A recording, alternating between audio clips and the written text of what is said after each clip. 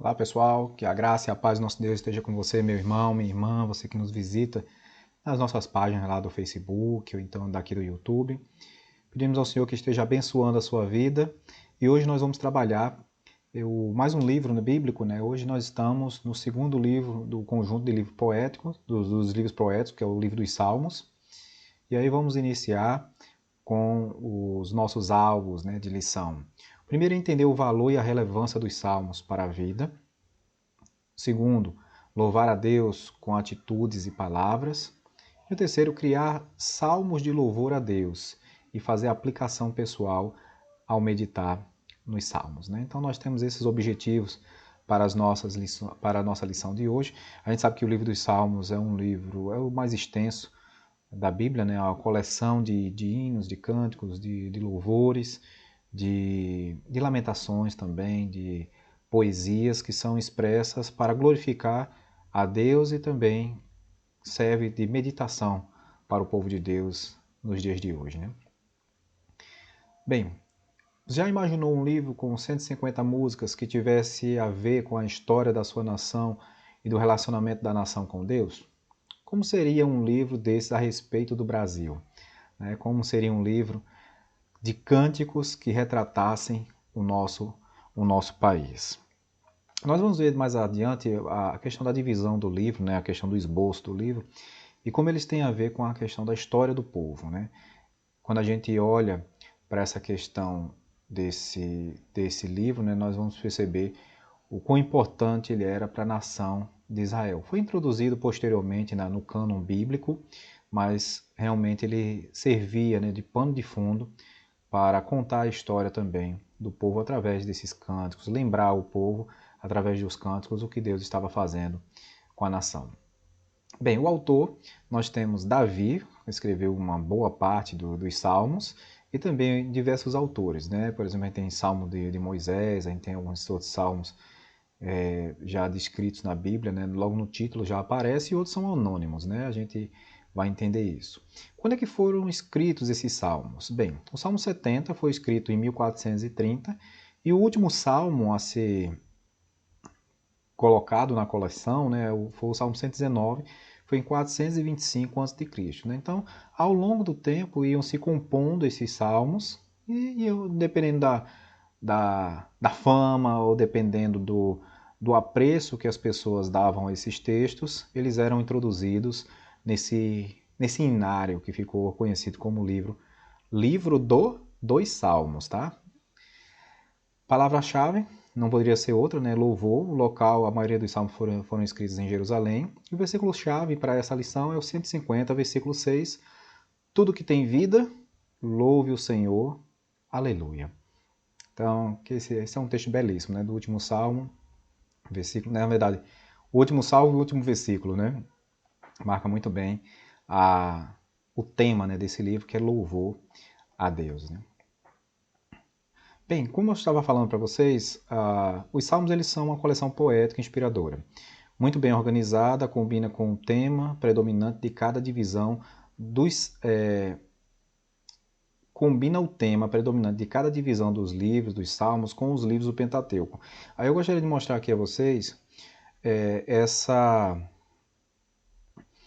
essa divisão. A gente vai ter 5 livros, na verdade são 5 seções do livro de Salmos, e cada sessão a gente tem aqui, por exemplo, nessa primeira sessão a gente tem Davi como autor, o tema principal é a criação, o livro de referência é o Gênesis, e o salmo que trata desse louvor a Deus, essa manifestação de louvor a Deus, que a palavra doxologia significa manifestação de louvor a Deus, é o Salmo 41, 13. Já no segundo grupo de salmos, né, no livro 2, que é do Salmo 42 ao 72, o primeiro grupo vai do 1 ao 41. O livro 2, do 42 ao 72, também Davi escreveu a maioria deles. O tema principal é salvação e livramento. O livro que tem referência é o livro do Êxodo. E como a maioria dos salmos de Davi, o Salmo 72, versículo 20, é o que trata desse caminho, né, de louvor a Deus, né, essa referência de louvor. Bem, o livro 3 vai combinar com Levítico, o tema principal é santificação, tem diversos autores, o salmo principal é o 89, versículo 52. O livro 4, também com diversos autores, o tema é Fidelidade a Deus. O livro de referência é o Números e o salmo principal, 106, versículo 48. E o livro 5 são também diversos autores, o tema principal é a Lei do Senhor, tem referência com o livro de Deuteronômio, e o Salmo 150 serve como esse caminho de louvor, né, com essa expressão de louvor para todo o livro. É como se vamos fechar com o tema principal do livro, que é louvor a Deus. Então o Salmo 150 cai muito bem nesse sentido, né? Vamos resumir o Salmo em uma sentença? O povo de Deus aprendeu a ser justo e expressou louvor, gratidão, confissão e adoração a Jeová por meio das suas poesias. Lembre sempre disso, gente. A música, né, as expressões poéticas, elas revelam aquilo que está no nosso ser, revelam o nosso sentimento, revelam o que pensamos acerca das coisas, e quando nós pensamos em relação a Deus, nada melhor do que um salmo, que um hino de gratidão, de confissão, de adoração ao Senhor. A gente vai ver um pouquinho mais à frente que os salmos, embora sejam textos poéticos, eles têm uma classificação. Então, assim, a gente vai perceber que tem salmos de peregrinação, salmos de lamento, salmos de confissão, salmos de adoração, e a gente vai ver esses detalhes um pouquinho mais à frente, mas vamos ver alguns detalhes em relação a essa parte mais literária do texto, tá certo? Nós vamos perceber que os salmos, a gente tem aquela diferença, né, entre linguagem denotativa, aquela que tem um sentido real das coisas, o sentido literal das coisas, conforme o dicionário, e tem a linguagem conotativa, que é um sentido figurado. Então a gente vai perceber que muitas expressões que temos nos salmos e também em vários livros bíblicos, né, porque a questão das figuras de linguagem, elas fazem parte do nosso vocabulário, do nosso repertório de palavras e de expressões que usamos todos os dias, né? Então, entender basicamente como a simbologia que essas expressões representam, né, no universo do autor e também para nós hoje é muito importante. Veja só aqui uma figura de linguagem chamada metonímia. A metonímia, ela substitui uma palavra por outra, né? Então, assim, sua boca está cheia de maldade, a sua língua formula fraude. O que ele está tomando aqui? Ele está tomando uma parte do corpo, que é a boca, porque quem é mau? Quem é mau é o homem. Mas ele está dizendo, sua boca, ele está tomando só uma parte pelo todo. Sua boca está cheia de maldade, sua língua formula fraude. Quem é fraudulento? É o homem. Então, mas ele está usando uma expressão, uma parte do corpo, para representar todo o corpo. O merisma, ele usa o oposto, né? A gente poderia até falar de antíteses, né? Nesse caso, né? Dois termos que são... Nesse caso aqui, ele não se encaixa bem a antítese, por quê? Porque eles são complementares. Sabe quando me sento e quando me levanto, né? Então tem o sentar e tem também o levantar, são dois opostos, e ao longo percebes os meus pensamentos. O que representa quando me sento e quando me levanto? Quer dizer que é o dia todo. O Senhor compreende, ele nos sonda em todos os momentos. Então, isso aqui é um merisma, né? E a personificação, que é mais fácil, que é atribuir atitudes de pessoas ou animais a objetos inanimados. Regozije-se os céus, exulte a terra, ressoe o mar e tudo que nele existe. Tem algumas versões que dizem ruge ao mar, né? Quem se regozija, quem exulta, quem faz ressoar a sua voz, né, são os homens e os animais. Aqui regozijar e exultar os homens, né? Mas veja que está relacionando isso com elementos inanimados, né? Os céus. O céu regozija, a terra exulta, o mar ressoa? Não. Mas essa figura de linguagem ajuda o poeta bíblico a descrever o que ele está em mente, né? É para isso que serve, né? Essas figuras de linguagem. Então, estejam percebendo bem isso. A outra também figura que é muito própria do contexto bíblico é chamado paralelismo. Aqui o autor ele separa três tipos de paralelismo, né? Os sinonímicos, os opositores e os complementares, e utiliza como exemplo o Salmo 1. Veja só aqui a questão de sinônimo, né? Por isso os ímpios não resistirão no julgamento, nem os pecadores na comunidade dos justos. Ímpios aqui, como o próprio nome já diz, né? Ele é um sinônimo, que é esse paralelismo, de pecadores. Por isso os ímpios não resistirão no julgamento, nem os pecadores na comunidade dos justos, né? E há também uma oposição aqui entre ímpios e justos, né? Mas aqui o que ele está fazendo referência, né, que é sinônimo, pecadores e ímpios. Oposição. Porque o Senhor aprova o caminho dos justos, mas o caminho dos ímpios leva à destruição. Caminho dos justos, caminho dos ímpios. Aqui cai bem uma antítese, né? Poderia ser também um paralelismo antitético chamado, né? E um que vai complementar, poderia ser chamado também de progressivo, não é o caso dos ímpios. Eles são, né? A gente pode até tá oculto aqui o sujeito, são como a palha que o vento leva. Então, a segunda informação, são como a palha que o vento leva, né? Ela está subordinada à primeira, ela depende da primeira. Não é o caso dos ímpios, são como a palha que o vento leva.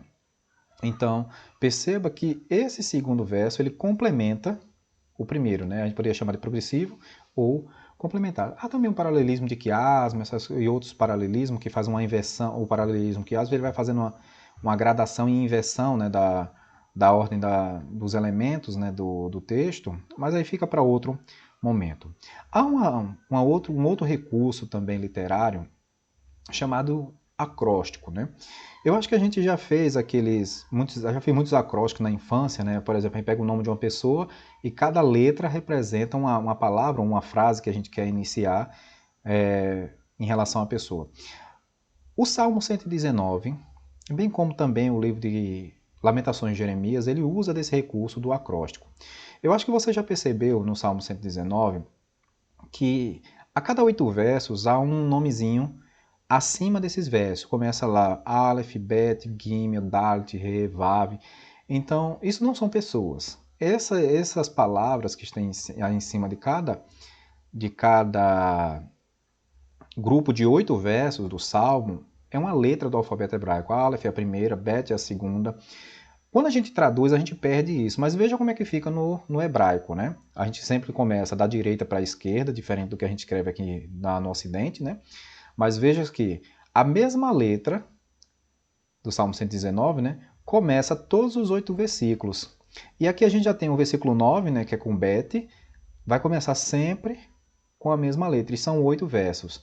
Então, essa estratégia literária, acróstica, também foi utilizada, veja, no Salmo 119, a gente vê que todos os versos começam com a mesma letra.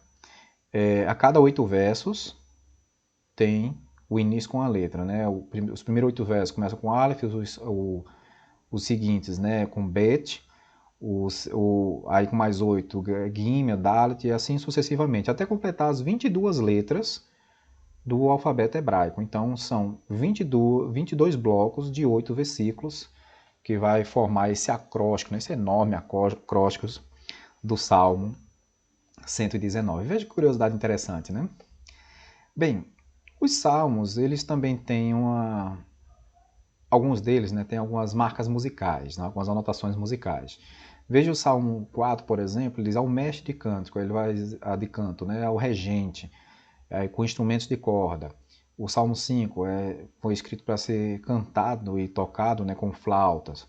Salmo 8, Salmo 81, Salmo 84, segundo a melodia de Lagares, e aqui o autor diz assim, desde aquela época o pessoal já usava os jingles, né, aquelas músicas, né, para fazer uma marca, né, de algum produto, né, uma música chiclete, né, que a gente chamou já aquela música chiclete, né, para poder. E aqui nesse caso aqui ele trazia verdades bíblicas, né, pegava essas músicas que já aconteciam, que era no caso aqui a melodia Os Lagares, e aqui trazia uma outra letra por cima, que era a letra desse salmo. E veja, o Salmo 53 é um salmo para ser tocado com a cítara, né?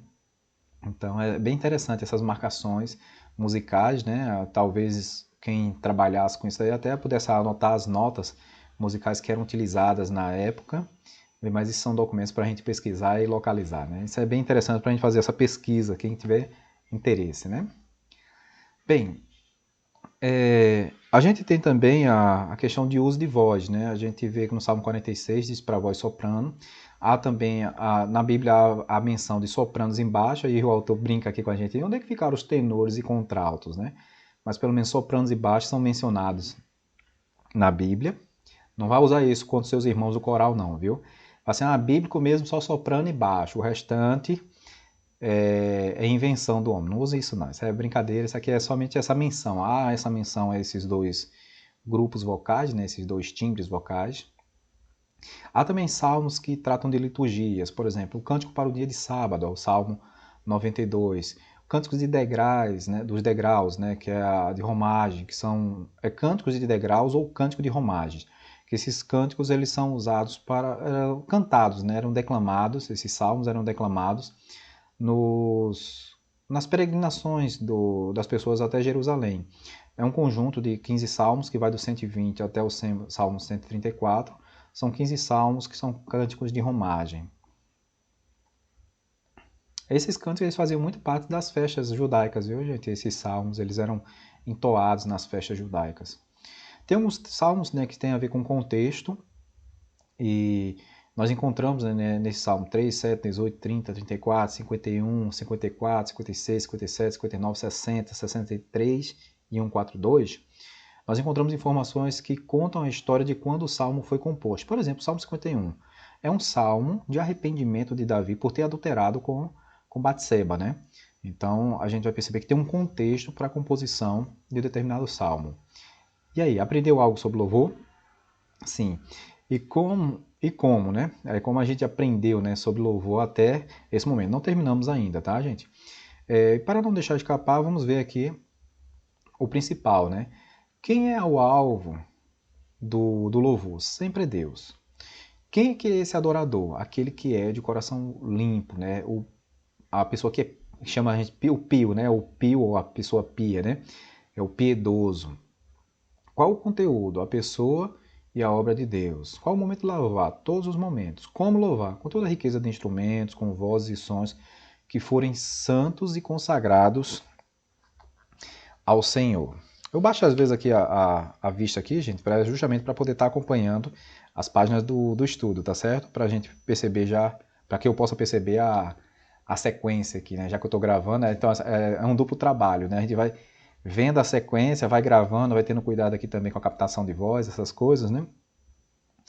Bem, então vamos ver a questão da aplicação desses salmos, né? Cada crente tem um salmo preferido. Mas será que todos já meditaram para valer no salmo preferido? Aí eu vou colocar aqui para vocês, né, com sugestão do autor, um roteiro de estudo para que você possa fazer com esse salmo em questão, né? Deixa eu só voltar aqui, porque aí não tá descrito. Por exemplo, uma das dicas para fazer essa aplicação pessoal é ler esse salmo várias vezes. Perceba qual é a entonação do salmo, dos versos, como é que você pode ler ele de maneira mais clara, tanto para você quanto quem para estar ouvindo. Veja se ele se encaixa em um dos estilos que a gente já estudou, né? Se ele apresenta essa questão, né? É um salmo de louvor, é um salmo de lamento, é um salmo messiânico. Tente entender o significado dessa linguagem conotativa, né? Desse simbolismo que há nas palavras, nessas figuras de linguagens que são utilizadas. Faça um resumo em relação ao que você leu, né, desse seu salmo preferido. Faça comparações com outros textos bíblicos, né, principalmente no Novo Testamento. Né, a gente sabe que o Novo Testamento ele cita 112 vezes, faz 112 referências aos salmos. Né, e sempre tem, gente, nessa questão da aplicação pessoal, lições para a sua vida. Não é só a beleza do salmo, mas como é que esse salmo ele fala ao seu coração. Né? Então é importante a gente perceber isso. E aí, como eu tinha dito para vocês, né, a divisão, né, dos salmos, né, acho que eu só pulei aqui a apresentação, né, os salmos variam muito em estilo, isso influencia no significado.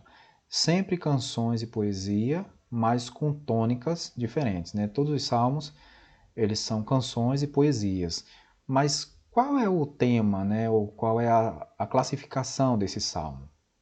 Ele pode ser um salmo de lamento, que é um pedido de ajuda e socorro, mas que termina com louvor e confiança. Pode ser um salmo messiânico, que fala a respeito de Jesus. Um salmo didático, que serve para ensinar. Um salmo de confissão, que tem um requisito, né, para louvar a Deus, realmente, de verdade, né, aquele coração contrito. E aí, como eu disse a vocês há pouco, né, o Salmo 51 é um exemplo da confissão que Davi faz do seu pecado, né? Um salmo de testemunho, o autor conta o que Deus havia feito na vida do seu povo. Um exemplo desse é o Salmo 126, que é muito lindo. Um salmo de sabedoria é a palavra de Deus que leva ao temor do Senhor, o ingrediente para a vida, um salmo 111. O salmo 119 também é um salmo de sabedoria. Peregrinação, embora o 119 ele usa o acróstico, mas o tema dele é sabedoria, né? De ter a palavra como regra para as nossas vidas, né? Peregrinação, verdades que o povo cantava durante a viagem aos cultos em Jerusalém, né? Um Salmo 133 é um exemplo, mas do 120 ao 134 são exemplos disso, né? Um salmo histórico é um flash da ação de Deus na história do povo de Israel, um exemplo também disso é o Salmo 137. Continuando nessa questão do tom, né, dos salmos, né, dessa classificação dos salmos, nós vamos perceber que há algumas lições em relação a esses salmos. A principal lição é o louvor, é claro. Mas aí, por exemplo, a lição, o caminho para o sucesso é o caminho dos justos. A atitude para ser santo, meditação na palavra, lembra lá do Salmo 119? O segredo para agradar a Deus, santidade. A paz que tranquiliza a alma, a confiança. A oração que Deus ouve, a sincera e feita com fé. Né? Eu acredito que quando eu digo aqui essas referências, né, os do justo, você já lembra dos salmos. Né? Salmo 1, meditação na palavra do Senhor, a gente tem o Salmo 119. Quando fala de santidade, né, fala aquela questão, né, quem poderá apresentar-se diante do Senhor? Aquele que é limpo de mãos e puro de coração. Né? Salmo de confiança, entrega teu caminho ao Senhor, confia nele, e o mais ele falar. De oração, a oração que Deus ouve, né? A oração sincera e feita com fé, né? Quando aqueles salmos que diz assim, ouve a oração do teu filho, né? Inclina os teus olhos para o clamor do teu filho, né? Sempre tem essas expressões, né? E sempre manifesta a fé. Eu confio em ti, eu sei que tu és o meu Salvador, né? E como eu disse a vocês, né, a gente tem 112 referências, né, dos Salmos nos textos do Novo Testamento. Né? Isso aqui como tem um volume já grande, né, de textos, né? Por exemplo, a gente tem o Salmo 89 que diz: Encontrei Davi, meu servo, como o meu santo e com o meu santo óleo ungi. Lá em Atos 13:22 faz uma referência disso. Então, vários textos do Antigo Testamento, dos Salmos, né, eles são resgatados no Novo Testamento. Né? É interessante a gente poder fazer essas comparações, mas como já é um pouquinho mais extenso, são 112 passagens, né? Então a gente vai deixar para um outro momento e fica também para a sua meditação, para a sua pesquisa pessoal em casa. Viu? Apesar de ser grande e ter variedade em todos os sentidos, não é difícil compreender os salmos e aplicá-los à vida. Aproveite a semana com os salmos, leia, medite, quem sabe você até compõe uma música, já que a palavra salmo significa música para ser cantada com instrumentos de cordas. Meus queridos, eu espero que esse estudo, né, sobre os salmos, ele é interessante para as nossas vidas, ele é importante para que a gente consiga compreender o propósito, os estilos, os recursos linguísticos utilizados na composição dos salmos, mas há um valor principal nesse estudo. Os salmos eles devem sempre nos servir como ferramenta de louvor a Deus e como uma meditação, um bálsamo, né, para os nossos corações. Né? Então, tenha o livro dos Salmos com muito carinho. Você pode ler tanto para si quanto para os outros. E leia com essa piedade, leia com devoção, entenda como é que esse texto fala, esses textos, né, falam aos seus corações. E peça a Deus que esteja cada vez mais abençoando a sua vida, em nome de Jesus. Um abraço, até a próxima semana.